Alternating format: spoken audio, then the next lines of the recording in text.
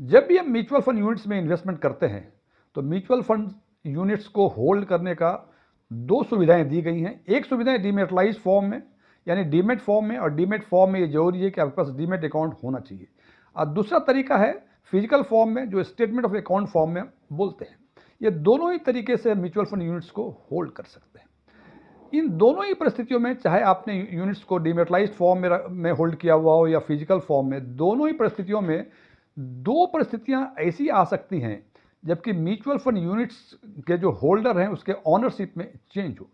पहली परिस्थितियां होती हैं कि यदि यूनिट्स होल्डर की, यानी फोलियो होल्डर के मृत्यु हो जाए, और मृत्यु होने के बाद जो उस फोलियो में यूनिट्स थे, उस यूनिट्स को या तो उसके नॉमिनी या उसके लीगल हियर्स को जब हम ट्रांसफ़र करते हैं तो इस प्रोसेस को हम ट्रांसमिशन बोलते हैं। यानी एक परिस्थितियां होती हैं ट्रांसमिशन, और ट्रांसमिशन के केस में चाहे आपके यूनिट्स फिजिकल फॉर्म में हो या डिमेटलाइज फॉर्म में हो, दोनों ही फॉर्म के म्यूचुअल फंड यूनिट होल्डर को ये सुविधाएं दी गई थी कि आप फंड्स को ट्रांसमिट कर सकते हैं।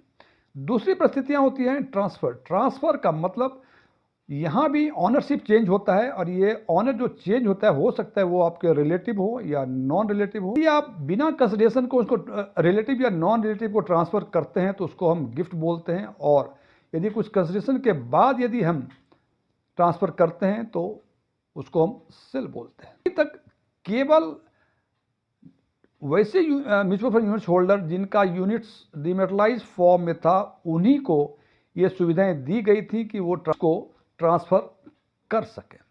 स्टेटमेंट ऑफ अकाउंट फॉर्म में जिसके यूनिट्स होल्डर थे, उनको ट्रांसफ़र करने के लिए कुछ कंडीशंस के साथ ट्रांसफ़र करने की सुविधाएं दी गई थी। लेकिन अब चाहे आपके यूनिट्स स्टेटमेंट ऑफ अकाउंट में होल्ड किया हुआ हो या डिमेटलाइज फॉर्म में होल्ड किया हुआ हो, आप इसको ट्रांसफ़र कर सकते हैं। और ट्रांसफ़र में सबसे जो इंपॉर्टेंट बताया हमने कि गिफ्ट, यानी बिना कंसिडरेशन के यदि आप यूनिट्स को ट्रांसफ़र कर रहे हैं, जिसको हम गिफ्ट बोलते हैं, तो हमारा यूनिट यदि स्टेटमेंट ऑफ अकाउंट में भी होल्ड है तो हम उसको गिफ्ट कर सकते हैं। आज हम चर्चा करेंगे इसी बात पे कि यदि हमारी यूनिट्स स्टेटमेंट ऑफ अकाउंट में होल्ड किया हुआ हो तो किस तरह से उस यूनिट्स को हम किसी और को ट्रांसफ़र कर दें और 12 लाख रुपए तक का कैपिटल गेन जो होगा उस पर हम जीरो टैक्स पे करें। मैं डीएम झा, आप देख रहे हैं स्टोन टैक्स चैनल। यदि इस वीडियो में ऐसे कुछ नई जानकारी मिली हो जो पहले से आपको नहीं पता थी, या ये वीडियो आपको पसंद आया हो, तो इस वीडियो को लाइक करें, अपने फ्रेंड्स के साथ शेयर करें, कमेंट बॉक्स में यस लिखें।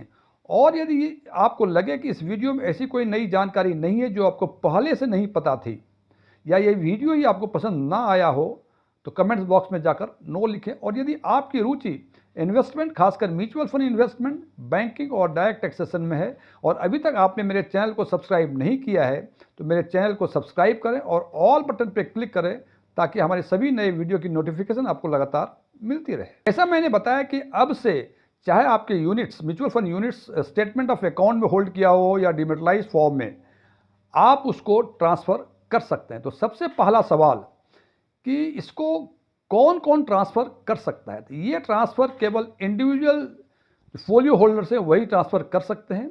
और ट्रांसफ़र करने की परिस्थितियां कई हो सकती हैं। पहली परिस्थिति है कि यदि mutual fund holders, unit holders यदि माइनर था और वो मेजर हो गया है, और मेजर होने के बाद यदि वो चाहता है कि उसमें अपने पेरेंट्स का, अपने सिबलिंग्स का या किसी और का नाम ऐड करें, तो अब ये स्टेटमेंट ऑफ अकाउंट होल्डर के फॉर्म में यदि आपकी यूनिट्स होल्ड की हुई हैं तो आप इसको नाम में एडिशन कर सकते हैं। लेकिन कंडीशंस ये हैं कि मेजर बनने के बाद जो फॉर्मेलिटीज है मेजर बनने की, वो सारी प्रक्रियाएं पूरी हो गई हों। दूसरी परिस्थितियां हो सकती हैं कि unit holders, joint unit holders थे, उसमें से एक फोलियो होल्डर्स जो हैं उनकी मृत्यु हो गई है।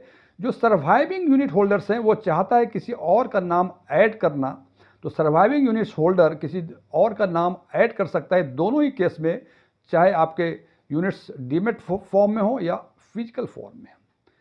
तीसरी कंडीशंस हो सकती हैं, जैसे मैंने बताया कि ट्रांसमिशन के बाद नॉमिनी को म्यूचुअल फंड यूनिट्स ट्रांसफ़र हो गई है। चूँकि जैसा कि आप जानते हैं कि नॉमिनी उस यूनिट्स का मालिक नहीं होता बल्कि वो कस्टोडियन होता है। उसकी ये रिस्पॉन्सिबिलिटी है कि ओरिजिनल यूनिट्स होल्डर्स जो थे, उनके जो लीगल ईयर्स थे, उन लीगल ईयर्स को ये यूनिट्स को ट्रांसफ़र कर दे। तो इस केस में यदि नॉमिनी ओरिजिनल यूनिट होल्डर्स के लीगल ईयर्स को यदि ट्रांसफ़र करता है, तो इस केस में भी दोनों ही परिस्थितियों में, चाहे आपके यूनिट्स डीमेट फॉर्म में हो या फिजिकल फॉर्म में हो, दोनों ही परिस्थितियों में नॉमिनी लीगल ईयर्स को ट्रांसफर कर सकता है। चौथी कंडीशन है कि यदि आप अपने सिबलिंग को ट्रांसफर करना चाहते हैं तो वो ट्रांसफर कर सकते हैं।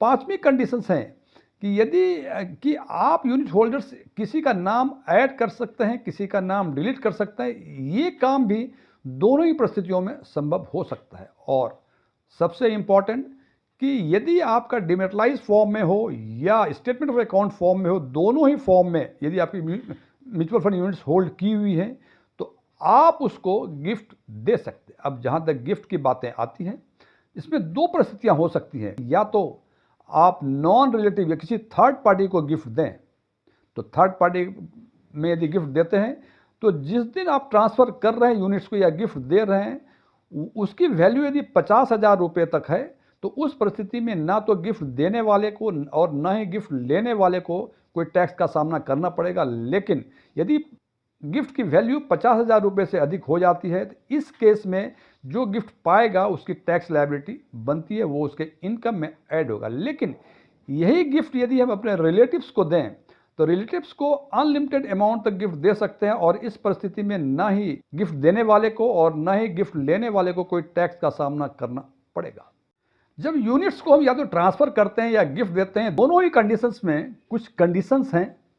सबसे पहला कंडीशन है कि ये ट्रांसफ़र या गिफ्ट जो भी देने पड़ेंगे ऑल म्यूचुअल फंड्स में अप्लीकेबल है, केवल ETF छोड़कर, except ETF means electronic trading fund छोड़ के बाकी सारे तरह के म्यूचुअल फंड में ये व्यवस्थाएं लागू हैं। दूसरी परिस्थितियां हैं, दूसरे कंडीशंस हैं कि ये आप ऑनलाइन ही ट्रांसफ़र या गिफ्ट दे सकते हैं, ऑफलाइन में इसकी कोई व्यवस्था नहीं है। और यदि जब ऑनलाइन की बातें जब होती हैं तो आप RTA यानी रजिस्ट्रार एंड ट्रांसफ़र एजेंट या MF सेंट्रल के वेबसाइट पे लॉगिन करें, वहाँ इसके आइकॉन्स दिए हुए हैं, वहाँ से आप इजीली इसको ट्रांसफ़र कर सकते हैं। तीसरा कंडीशंस है कि यदि एक फोलियो से दूसरे फोलियो में किसी को गिफ्ट कर रहे हैं या ट्रांसफ़र कर रहे हैं तो ज़रूरी नहीं है कि पूरे के पूरे यूनिट्स को आपको ट्रांसफ़र या गिफ्ट करना पड़े। आप पार्शियल गिफ्ट या पार्शियल ट्रांसफ़र भी कर सकते हैं, लेकिन उसमें एक शर्तें हैं। जो ट्रांसफरर है उसके फोलियो में जो रिमेनिंग यूनिट्स होगा उस म्यूचुअल फंड के यदि मिनिमम बैलेंस से कम होता है तो वो रिमेनिंग यूनिट्स अपने आप ही रिडीम हो जाएंगे और ट्रांसफ़र के अकाउंट में पैसे चले जाएंगे। एक और परिस्थितियां हो सकती हैं कि यदि आपने म्यूचुअल फंड में IDCW यानी इनकम डिस्ट्रीब्यूशन कम विड्रॉल प्लान का ऑप्शन लिया हुआ है और आपको समय समय पर डिविडेंड मिलता है, तो जब भी डिविडेंड मिलता है उसकी एक रिकॉर्ड डेट तय होती है। यदि आपने ट्रांसफ़र या गिफ्ट रिकॉर्ड डेट को दिया तो म्यूचुअल फंड यूनिट्स पे जो भी डिविडेंड बनेंगे वो ट्रांसफरर के अकाउंट में जाएंगे, वो ट्रांसफरी के अकाउंट में नहीं जाएंगे। और एक सबसे इंपॉर्टेंट बात, just to avoid the risk, क्योंकि बहुत सारे फ्रॉड से बचने के लिए एक कंडीशन और इम्पोज किया गया है कि जिस दिन आपने उसको ट्रांसफ़र किया या गिफ्ट दिया तो उसके 10 दिनों के अंदर तक जिसको गिफ्ट मिला है या जो ट्रांसफरी है वो उस यूनिट्स को बेच नहीं सकता है। आज यदि 3 दिसंबर है और आज हमने 2 बजे के पहले ट्रांसफ़र प्रोसेस अप्लाई कर दिया है या गिफ्ट देने का प्रोसेस अप्लाई कर दिया है, तो आज से 10 दिनों के अंदर यानी 13 तारीख तक जिसको हमने ये गिफ्ट दिया है या ये यूनिट्स ट्रांसफ़र की है वो उस 13 तारीख के पहले नहीं बेच सकता है। उसको जब बेचना होगा या रिडीम करना होगा वो 13 तारीख के बाद ही रिडीम कर सकता है। लेकिन अब देखना ये है कि ट्रांसफ़र करने के लिए या गिफ्ट देने के लिए प्री रिक्विजिट कंडीशंस क्या हैं, किन किन परिस्थितियों में ये ट्रांसफ़र हो सकता है और किन किन परिस्थितियों में ट्रांसफ़र या गिफ्ट नहीं हो सकता है। तो सबसे पहला कंडीशन है कि जो भी म्यूचुअल फंड यूनिट्स आप ट्रांसफ़र कर रहे हैं वो ना तो फ्रीज होना चाहिए ना उस पर कोई लियन होना चाहिए। दूसरी कंडीशन है, दूसरे प्री रिक्विजिट कंडीशंस हैं कि जैसे ELSS है, ELSS में लॉक इन पीरियड के अंदर वो यूनिट्स ट्रांसफ़र नहीं होंगे। मैंने पहले ही बताया है कि ये ट्रांसफ़र केवल इंडिविजुअल कैपेसिटी वाले होल्डर ही कर सकते हैं। एक और कंडीशन है, प्री रिक्विजिट कंडीशंस है कि जो ट्रांसफरी है जिसको आप ट्रांसफ़र करना चाह रहे हैं उसका म्यूचुअल फंड फोलियो उसी AMC में ऑलरेडी होना चाहिए और इसके लिए MFI ने सारे AMCs को आदेश दिया है कि 0 यूनिट्स वाले फोलियो भी खोले जाएं, जिससे कि जिसको वो ट्रांसफ़र हो रहा है वो 0 यूनिट्स वाले फोलियो खोल सकते हैं। उसके बाद ही ट्रांसफ़र उस फोलियो में उसको ट्रांसफ़र कर सकता है या गिफ्ट कर सकता है। ट्रांसफरी को भी KYC कंप्लाइंट होना चाहिए, उसके वैलिड पैन नंबर होना चाहिए, उसके पास CBS अकाउंट का डिटेल होना चाहिए जो कि वेबसाइट पे अपलोड होना चाहिए। ट्रांसफरी को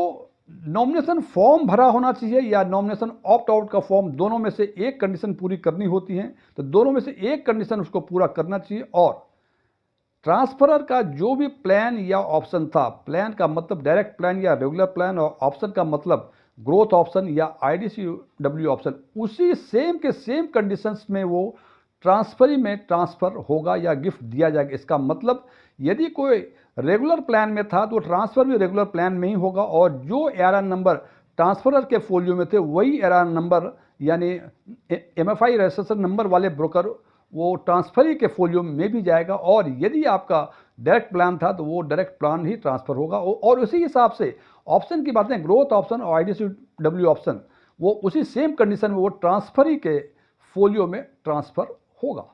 जैसा कि मैंने पहले बताया कि ये गिफ्ट देना हो या ट्रांसफर करना हो, ये ऑनलाइन ही होगा, और ऑनलाइन उस पर्टिकुलर म्यूचुअल फंड के रजिस्ट्रार या ट्रांसफर एजेंट या MF सेंट्रल पे जाके आप इसको ट्रांसफर कर सकते हैं। और जैसे जो कंडीशंस बताए कि KYC कंप्लाइंट होना चाहिए, वैलिड पैन होना चाहिए, CVS अकाउंट नंबर होना चाहिए, सारी कंडीशंस जब पूरी होंगी और जब आप ट्रांसफ़र आप करना चाहेंगे तो OTP आपके मोबाइल पे तभी आए। सबसे बड़ा सवाल है कि हम किस तरह से म्यूचुअल फंड यूनिट्स को गिफ्ट दे के 12 लाख रुपए तक पर टैक्स बचा सकते हैं।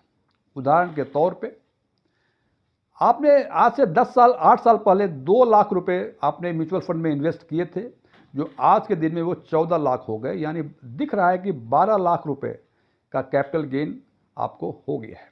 और आप जो है वो 30% स्लैब के ब्रैकेट्स में हैं, तो निश्चित रूप से आपको इस 12 लाख पे टैक्स तो देना ही देना पड़े। अब आप चाहते हैं कि इस 12 लाख रुपए पर टैक्स हम बचा लें, तो ये हो सकता है कि आपके रिलेटिव्स, चाहे आपके सन हो, डॉटर हो, या कुछ आपके सन हो, डॉटर हो, या कोई और भी क्लोज रिलेटिव्स हो जो या तो लोअर टैक्स ब्रैकेट्स में हो या वो जीरो टैक्स ब्रैकेट्स में हो, उनको यदि ये यूनिट्स उनको ट्रांसफ़र कर देंगे तो एट इट इज़ ये यूनिट उनको गिफ्ट हो जाएगा। अब जब गिफ्ट होगा तो ना ही आपको कोई टैक्स देना पड़ेगा, ना ही जो रिसीवर हैं उसको कोई टैक्स देना पड़ेगा, बिकॉज कि वो आपके रिलेटिव्स हैं। अब चूंकि उनकी मान लें कि वो जीरो टैक्स पेइंग ब्रैकेट्स में थे और वो अब इस म्यूचुअल फंड यूनिट्स को बेचते हैं और उनको 12 लाख रुपए तक का कैपिटल गेन होता है, तो चूंकि उनकी पहले से कोई इनकम नहीं थी, अब इनका 12 लाख का कैपिटल गेन हुआ।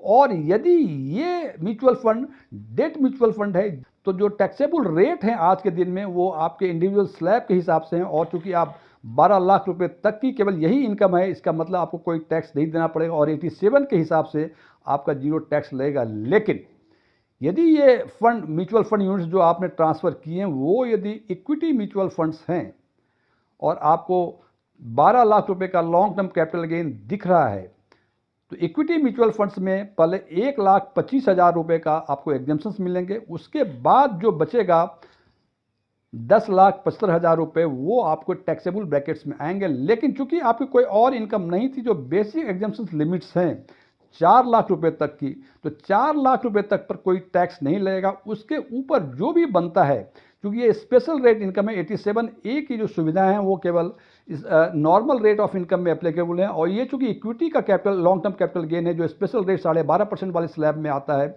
तो 4 लाख के बाद जो भी इसके ऊपर आपके long term capital gain tax बनते हैं उस पर आपको 12.5% का टैक्स आपको पे करना पड़ता था। और इस प्रकार से हम कह सकते हैं यदि आप हायर ब्रैकेट्स में हैं, आपको लग रहा है कैपिटल गेन हो गया है, तो आप उन रिलेटिव्स को ट्रांसफर कर दें जो या तो जीरो टैक्स ब्रैकेट्स में हैं या लोअर टैक्स ब्रैकेट्स में हैं। तो इस हिसाब से इक्विटी म्यूचुअल फंड में यदि ट्रांसफरी का कोई इनकम पहले से नहीं था तो 4 लाख रुपए तक, और यदि डेट म्यूचुअल फंड है तो 12 लाख रुपए तक 87A में आपको रिबेट मिल जाएगा और आपको कोई टैक्स देना नहीं पड़ेगा।